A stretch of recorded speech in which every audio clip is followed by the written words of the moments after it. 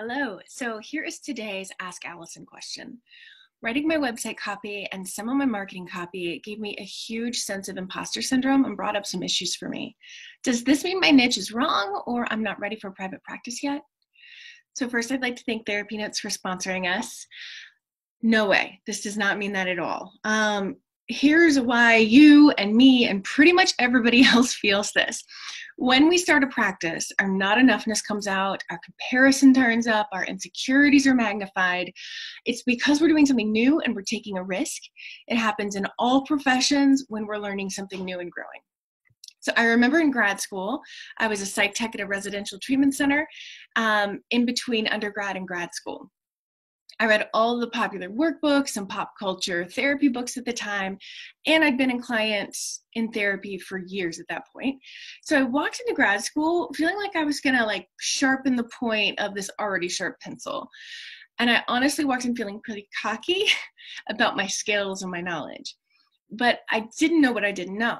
So within a short period of time, I was like, oh God, I'm an idiot. I don't know anything. I probably sucked as a psych tech too. And I got away with nobody noticing somehow. But the truth is, I was an excellent psych tech. I was reading about theory and practice long before I had a class about it. I understood the importance of boundaries thanks to my own therapy. I was both compassionate and firm with the patients at the treatment center, but realizing how little I knew made me feel like I knew absolutely nothing. And none of us know how to do private practice naturally. So you're taking what probably feels like a huge risk where you know how to be a therapist, but the business building parts of you are undeveloped. And it doesn't mean you aren't an incredible therapist because you feel like an imposter as you write about what you do. That's not related in any way. So in a way, you were never taught either in terms of the writing. Like you were probably taught to write in a very stiff way. We'll call it stiff, academic way. Most of us would probably prefer to hide behind academic writing on our websites, but that stiff, trying to sound smart copy further distances us from our ideal clients. Like if you land on a website that feels and sounds like that, you're probably not so interested in the person. But that's how we were taught to write for years. So if you're writing like you talk, writing your copy is going to feel really vulnerable. And if you're trying to sound really smart and professional in your copy, you're probably feeling insecure because it's boring and stilted. So the imposter syndrome could be because it feels like your copy doesn't work and you don't know why.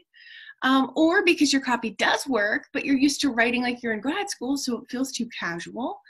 Or because you're doing a new thing and it brings imposter syndrome up for 99% of us. But rest assured, you're in great company, and I don't want that imposter syndrome to drive any decisions you make. I don't want you to listen to it. I'm also going to include some links in the caption of times we've talked about imposter syndrome. We've talked about it a good bit because a lot of us, almost all of us, feel it. So you're surrounded by peers who get it. Hearing others' experiences, I'm hoping, will be helpful for you. And in fact, being in community when others are experiencing it really helps a lot. So I feel imposter syndrome at least once a month because I'm constantly growing. I'm never sitting back on my laurels with my business. I feel like every time I learn something new, oh, I should have been doing that all along or whatever. And we have a group full in the Abundance Party of people who are also constantly growing. So knowing that you're following best practices for your marketing can also ease that marketing imposter syndrome, and seeing others post about their experiences with it and reading the responses has been really helpful for me, even as the leader of the group. It's helpful for me to see that in those moments when I'm feeling insecure. It's just a reminder, like, oh yeah, I'm growing.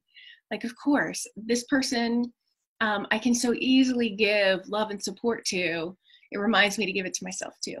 So you're welcome to join us over in the Abundance Party. That's at abundanceparty.com. If you have any questions for Ask Allison, please shoot me a DM with that question on Instagram. I'm at abundance_practice_building over there. All right, y'all. Have a great day.